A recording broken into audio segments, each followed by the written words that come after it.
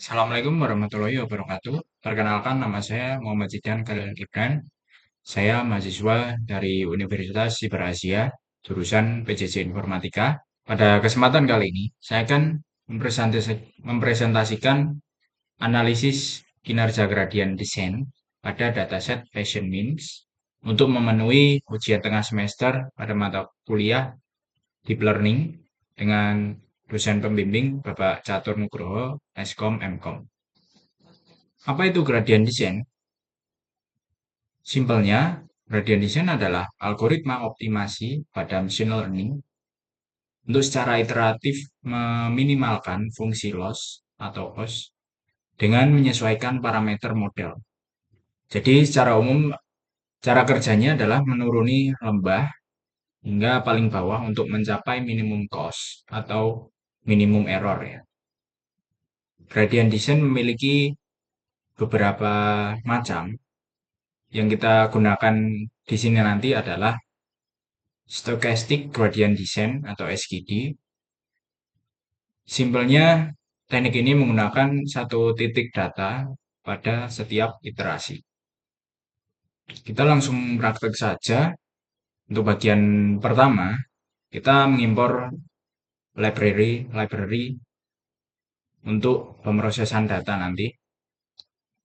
Yaitu ada NumPy untuk perhitungan, Matplotlib, dan Seaborn untuk grafik. Lalu ada juga TensorFlow untuk pemrosesan machine learning nanti ya, dan data training. Di sini kita cek apakah library sudah termuat dengan baik. Jika sudah, kita lanjut ke tahap selanjutnya, yaitu pengecekan dataset. Di sini dataset dicek dan hasilnya terdapat 60.000 jumlah gambar dan juga 10.000 data untuk data uji, di mana masing-masing gambar di sini berukuran 28 kali 28 piksel dengan jumlah kelas 10. Untuk data set MNIST sendiri sudah ada ya pada modul Keras, jadi kita tidak perlu mendownload secara manual. Kita langsung melakukan fungsi load data saja seperti ini. Selanjutnya, data set analisis. Sebelum diproses, kita perlu melihat seperti apa datanya agar kita paham apa yang sedang kita klasifikasikan. Di sini saya mengambil 10 gambar pertama dan membuat list class name karena dataset aslinya hanya memberikan label berupa angka 0 sampai 9. Maka saya lakukan looping untuk mengambil 10 sampel awal dan menampilkannya menggunakan plt.show ini ya, fungsi ini. Kita gunakan color map gray. Ini memastikan agar data tidak rusak atau korup sebelum masuk ke pelatihan model nanti. Tahap selanjutnya yaitu data pre-processing. Agar gradient descent bekerja secara optimal, kita lakukan 3 langkah untuk tahap pre-processing ini. Yaitu yang pertama ada normalisasi data. Di sini rentang data kita kecilkan dibanding menggunakan rentang data dari 0 sampai 255 kita kecilkan menjadi 0 sampai 1 dengan desimal ya, jadi 0,0 hingga 1,0. Lalu yang kedua ada reshaping, karena kita menggunakan multi-layer perception atau MLP biasa, bukan CNN. Input layer harus berupa satu baris vektor panjang, di mana di sini tadi sesuai pixel 28 kali 28 pixel. Kita jadikan satu dimensi saja menjadi 784. Yang terakhir, one hot encoding. Karena output layer menggunakan aktivasi softmax yang menghasilkan 10 probabilitas, maka target labelnya juga harus berupa 10 digit biner agar dapat dihitung loss-nya. Selanjutnya, untuk model building pada hidden layer 1 dan hidden layer 2, saya menggunakan activation relu. Kenapa saya menggunakan activation relu?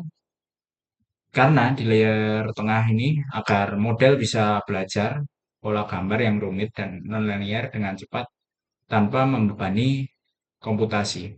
Sedangkan untuk output layernya, di sini wajib menggunakan softmax karena ini adalah klasifikasi multi kelas ya. Dengan tadi 10 jenis kelas, 10 jenis pakaian. Di mana softmax ini mengubah skor model menjadi persentase probabilitas total 100%. Sehingga kita bisa tahu seberapa yakin model terhadap tebakannya.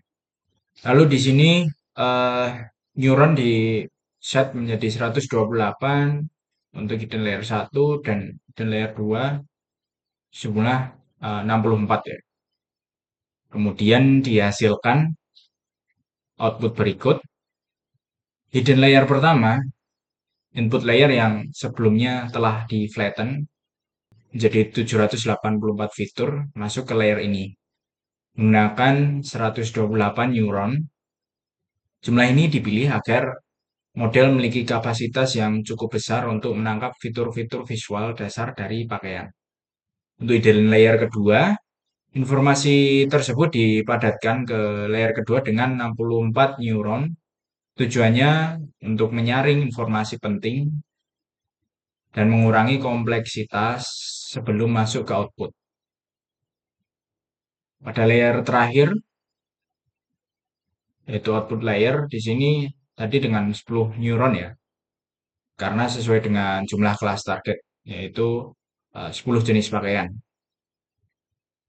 Layer ini menggunakan aktivasi softmax tadi untuk menghasilkan probabilitas. Jadi total parameter yang harus dipelajari model ini adalah sebesar 100.000 109.386 parameter dari penjumlahan ini semua. Untuk dataset training, di sini yaitu optimizer kita gunakan SGD tadi ya, Stochastic Gradient Descent. Kita set learning rate-nya menjadi 0,01. Karena menurut saya ini sudah cukup. Jika terlalu kecil, maka proses pembelajaran lambat. Tapi jika terlalu besar juga model nanti tidak stabil.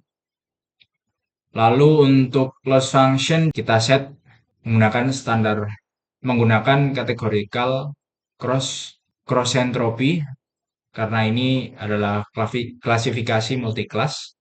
Lalu saya ingin menampilkan juga akurasi untuk pengamatan, maka di sini saya set matriksnya yaitu akurasi. Di sini saya masukkan. Di sini untuk mencegah overfitting, model diuji pada 20% data yang tidak digunakan untuk latihan di setiap epoch, di mana pengulangan dilakukan 20 kali dan update weights atau bobot dilakukan setiap 32 sampel data. Untuk visualisasinya, kurva loss di sini menunjukkan penurunan ya.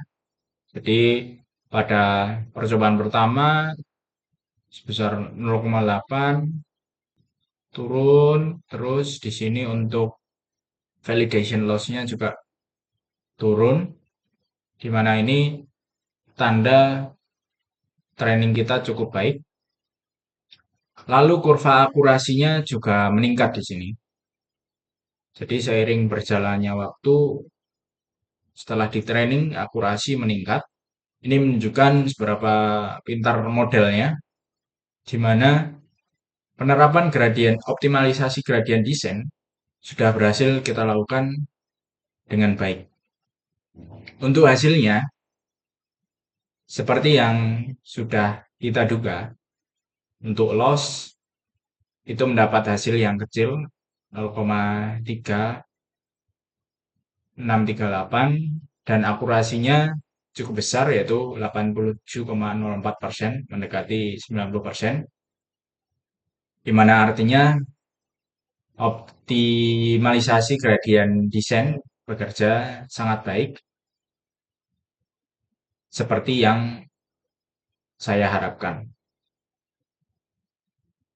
Kesimpulannya, algoritma stochastic Kesimpulannya, algoritma Stochastic Gradient Descent atau SGD terbukti mampu melatih model neural network sederhana MLP untuk mencapai konvergensi yang baik. Dengan arsitektur yang tidak terlalu dalam, hanya 2 hidden layer tadi, model berhasil mencapai akurasi besar 86,31% pada data uji. Lalu keberhasilan optimalisasi SGD tadi dalam mencapai akurasi tersebut sangat bergantung tentunya pada tahap pre-processing atau normalisasi tadi kita lakukan 3 tahap, yaitu mengubah nilai piksel dari rentang 0 sampai 255 menjadi 0,1, di mana ini membantu gradien bergerak lebih halus stabil menuju titik minimum. Hasil evaluasi ini menunjukkan selisih yang tipis antara performa pada data latih atau data training dan data uji atau data testing. Ini mengindikasikan bahwa model memiliki kemampuan generalisasi yang baik.